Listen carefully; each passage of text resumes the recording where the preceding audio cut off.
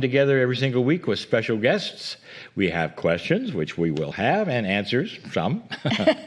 We have discussions, meditations, and of course, we have Cryon channeling. Well, this is a members meeting, as you know, and the differences between members and the free meetings is in the members portal, you have all manner of things.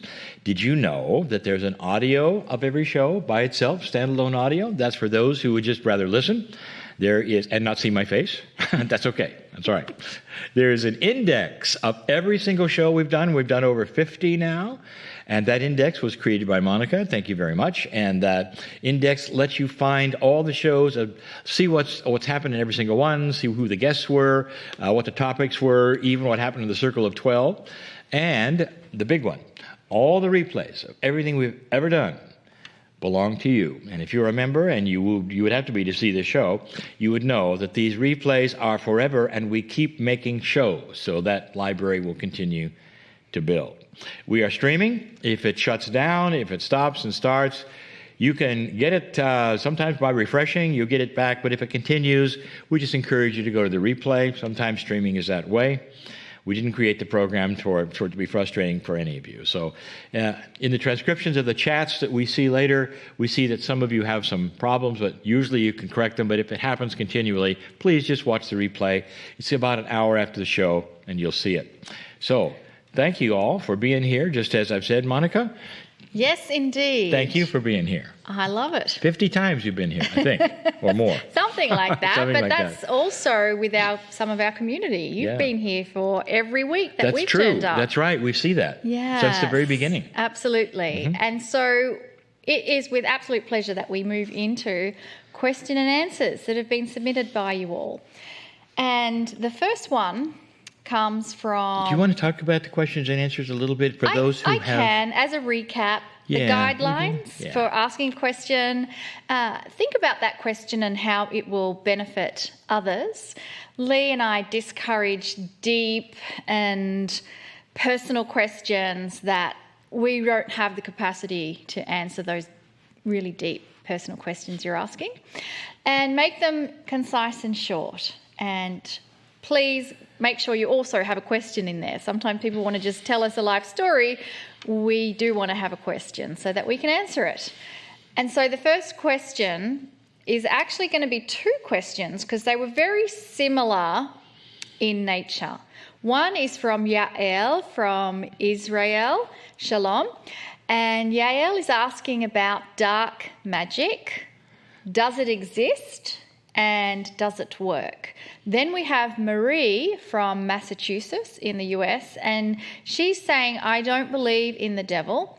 However, some mediums talk about demons and evil intentioned elementals occupying certain locations. So Marie wants to know, can you please explain what these entities are and where do they come from?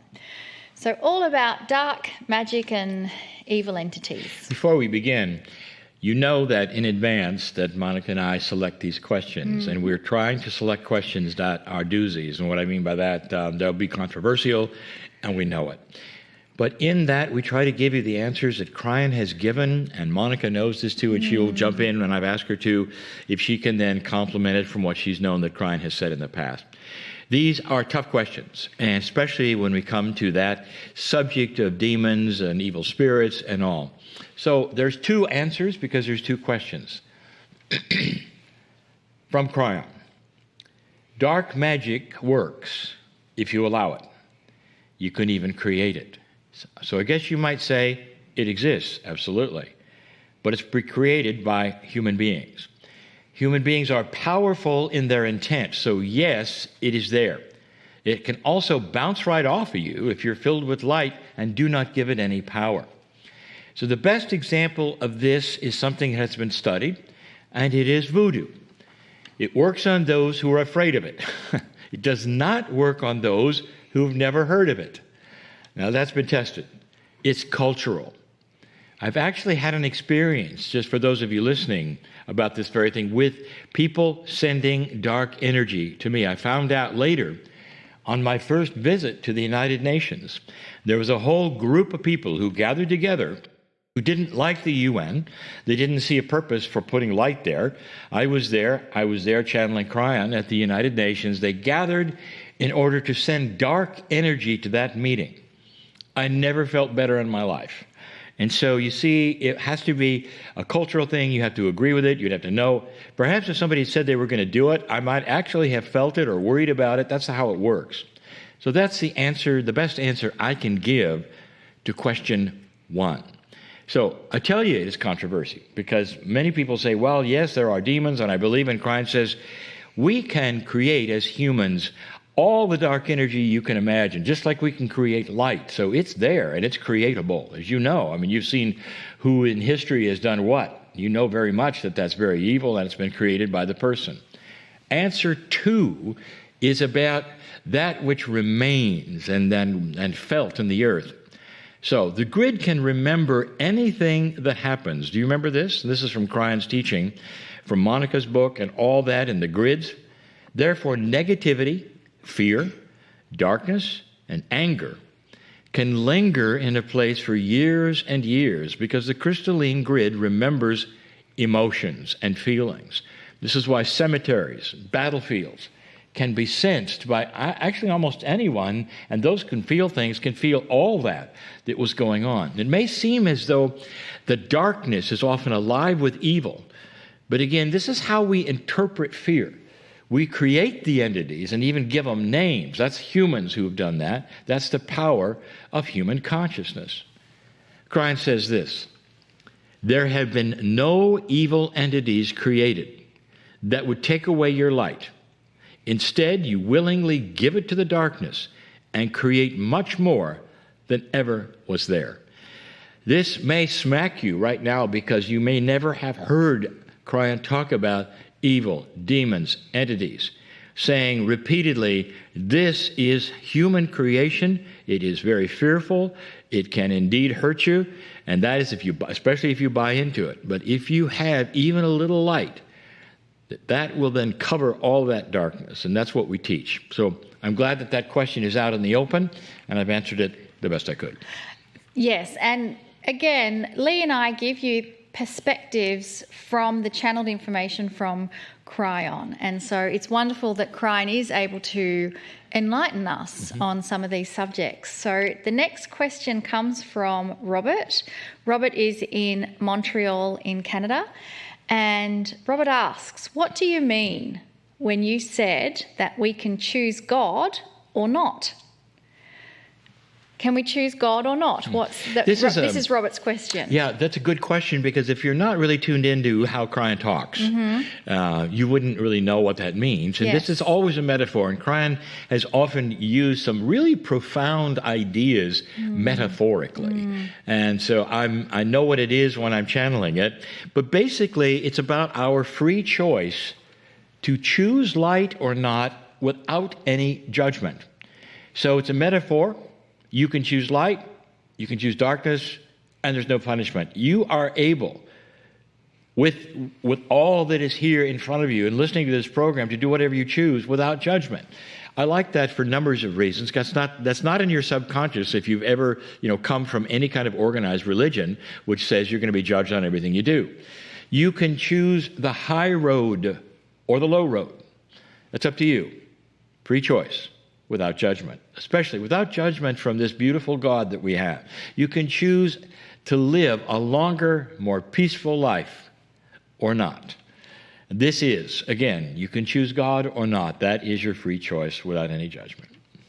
I love that. I love that phrase where God gives you free choice and you are not judged on your choice. So, beautiful question and a beautiful answer. So now we have another question from Michelle. Michelle is in Tucson, Arizona. And Michelle says, I have full acceptance of Cryon's teaching and everything that Cryon says makes sense. And I do feel that there is this greater truth. However, can you please explain why I still have this feeling of being left out, this feeling of not belonging, and therefore I have yet to experience the grandness of my soul. What advice do you have for Michelle, who feels left out and not Michelle, belonging? you are not alone, and there's so many who are having trouble actually crossing the bridge, and you're not really aware you haven't crossed it. Acceptance of the message, understanding, agreeing of the message is not quite enough. And you would think it would be. You'd think, well, I agree with it, I see it, it's correct, but I'm still feeling left out. It's because you're not, and so many are not, actually owning the information enough to implement it. So you could say, I believe that exercise will make me healthier. Why am I, therefore, not healthier? And the answer is because you're not exercising. That's a metaphor. And that's not for you, Michelle. You may exercise.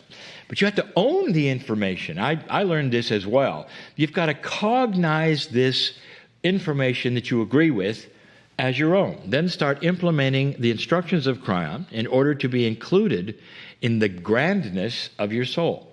Understanding and agreeing isn't enough. Now, I want to just give you an example of this. It's a really profound example. It's like what I see absolutely in meditators, being in bliss is not enough because you're not creating it, you're just being in it. Let me show you an example. I know that there are meditators on this planet who meditate for hours and hours. But then as soon as they stop, all the awful things in their life race back to their minds.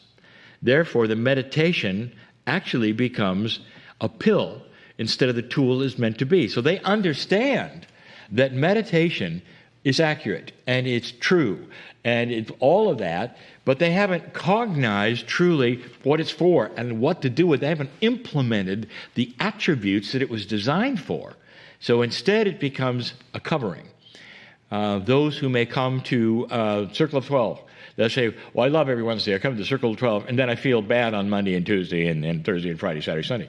And that's the same thing. And so they're coming there just for the immersing of it. I want to tell you that this is not why we do Circle of 12.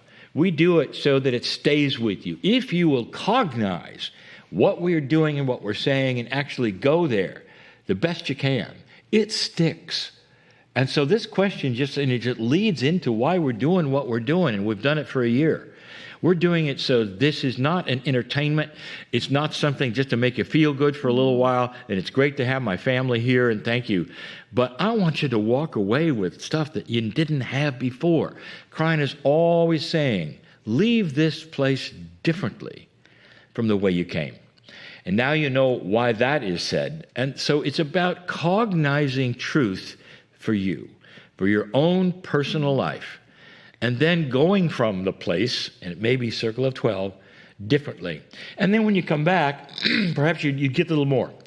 And then when you come back, perhaps you get a little more. Yeah. And so it becomes a place where not only are you fed, but it starts to change your health because of what you're being fed. Yeah. And then suddenly you find you are living differently. I think all these questions really show us how individual and unique we all are. Oh, boy. And I'm glad you mentioned the purpose of why we're doing the Circle of 12. And the other thing to just touch on is that every episode we have a guest that we chat with, and they share their knowledge and information.